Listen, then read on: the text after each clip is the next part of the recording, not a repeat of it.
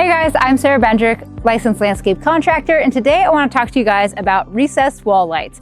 So for this installation, we're using FX Luminaire's RH recessed light. So the cool thing about this product in particular is that you only need a standard junction box to create the recessed effect like you see here. So for this light in particular, I like using it in a step application because, as you can see, it has a very low profile, reducing the trip hazard. And also it comes in a lot of different colors and finishes, so whatever your design style is, you can find something that matches your yard. So for this project in particular, there's a few things that we need to do ahead of time so that we can go ahead and get to the installation part. So let me tell you about that. To get prepared for the light installation, you first need to pour your concrete. But to get there, you'll start with your wood concrete forms, and then you'll go ahead and take the single gang junction box. You'll take that junction box and stick it on the inside of the concrete form so that the light eventually can sit inside of that. On the outside, you'll drill 2 holes, and then you'll bring your wire through to secure this box. You want to make sure that you check the level as the concrete's being poured, as sometimes it can move the box around a little bit. Another thing you need to do before the concrete's poured is pull through your 212 wire, and you want about 18 inches to 2 feet or so to give yourself plenty of working space. After you pour your forms, finish your concrete, and the concrete has cured, you can go ahead and start the installation of your RH recessed lights. All right, today I'm back to install the RH wall lights in a step. So this should be pretty straightforward. We have our wall light that's gonna sit inside the unit right here. But before we start any of that, we need to place our bracket, and that's what's going to hold our light in place. And then we're gonna wire everything together. All right, so first I'm gonna place this right here. All right, and it lines up pretty good. And you can see that there is a connection point here, and then there's a slotted connection here. So if for any reason the form was not perfect and there was a little bit of a tilt, you can adjust that right here so you can have a perfectly level light. The screws come with the light,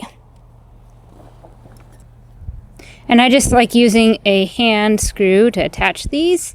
These are pretty easy. Okay.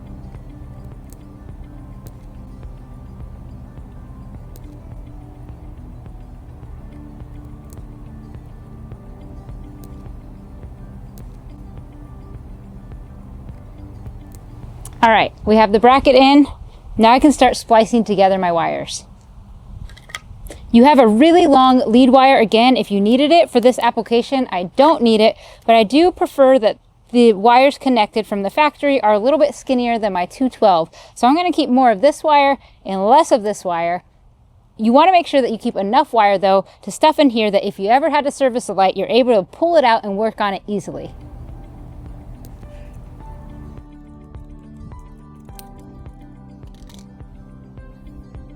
Okay. I'm gonna cut these back a little too. Make sure I leave myself enough room.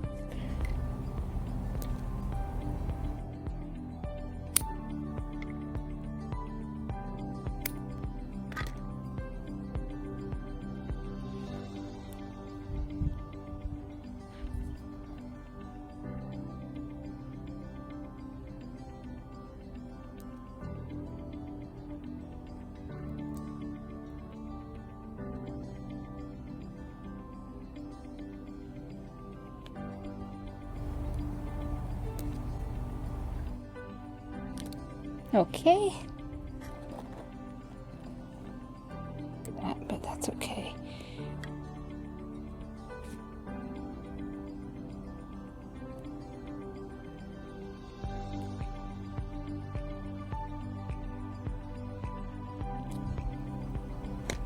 There's a lot of ways to connect your wires. I think using a heat shrink with the metal connectors is one of the best ways that you can do it to keep it waterproof.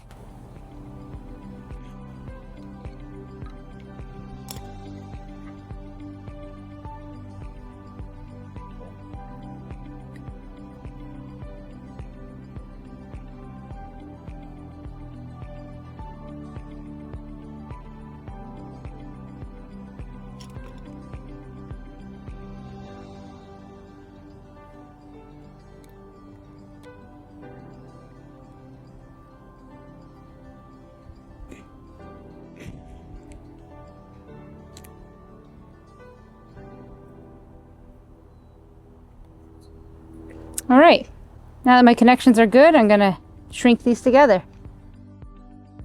Now that our wires are connected and we have our heat shrinks on, all we need to do is add some heat. You can do that with a heat gun. It's pretty easy. All you do is heat it up until it completely encloses in on itself.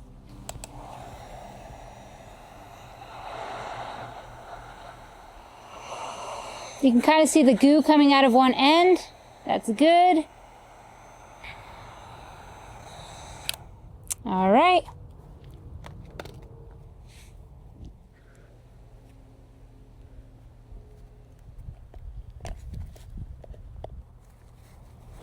All right, there we have it. So the last thing I need to do is to take the Allen wrench and to attach with the 2 holes inside here, and that's gonna hold the light secure, and it's gonna look great.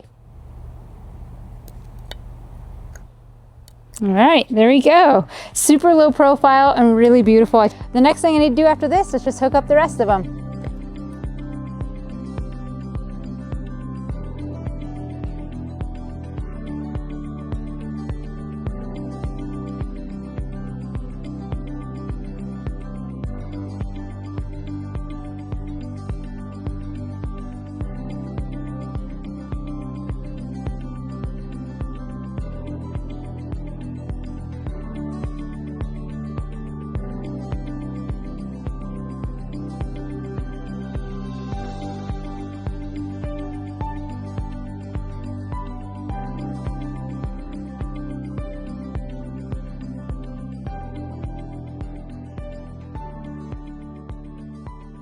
Thank you for choosing FX Luminaire. For more information, go to fxl.com.